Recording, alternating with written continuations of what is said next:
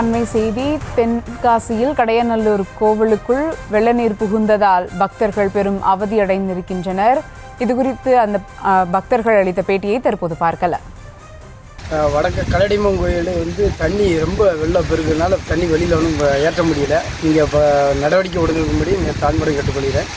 இது பக்தர்களுடைய எல்லோரும் காலையில் கார்த்திகை வர்றதுனால எல்லோரும் சாமி கும்பிடும்போது ரொம்ப கஷ்டப்பட்டாங்க. தண்ணி நம்ம சப்போர்ட் இளைஞர் எல்லாருமே நல்லா சப்போர்ட் பண்ணாங்க. ஊர் மக்கள் நல்லா சப்போர்ட் பண்ணாங்க. நீங்கள் உடனடியாக எடுக்கும்படி தாழ்வு கேட்டுக்கிறேன்.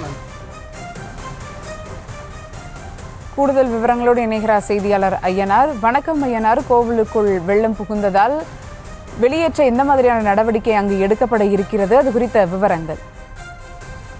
வணக்கம். அதாவது தென்காசி மாவட்டம் கடையநல்லூர் சுற்று வட்டார பகுதிகளில் நேற்று இரவு முதல் தொடர்ந்து கனமழை பெய்து வருகிறது. இதனால் பள்ளிகளில் தண்ணீர் தேங்கி இருக்கு. கடையநல்லூர் வட்டார பகுதியான வீரசிகாமணி, அரியநாயகபுரம், அச்சம்பட்டி, பாவதை, திருவெட்டநல்லூர், புளியங்குடி உள்ளிட்ட பகுதிகளில் நேற்று இரவு முதல் தொடர்ந்து கனமழை பெய்து வருகிறது. இதனைத் தொடர்ந்து வீரசிகாமணியிலிருந்து கேவி ஆலங்குளம் செல்லும் வழியில் கல்லக நடியம்மன் கோவில் உள்ளது. இந்த கோவிலுக்கு பார்த்தீங்கன்னா பக்தர்கள் அதிகமா வருவாங்க.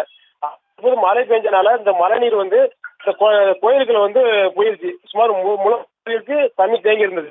இதனைத் தொடர்ந்து சம்பந்தப்பட்ட அரசு அதிகாரிகளுக்கு தகவல் தெரிந்தவுடன் விரைந்து தகவல் அதிகாரிகள் தற்பொழுது தண்ணீரை வெளியே அகற்றும் பணியில் ஈடுபட்டு வருகின்றனர்.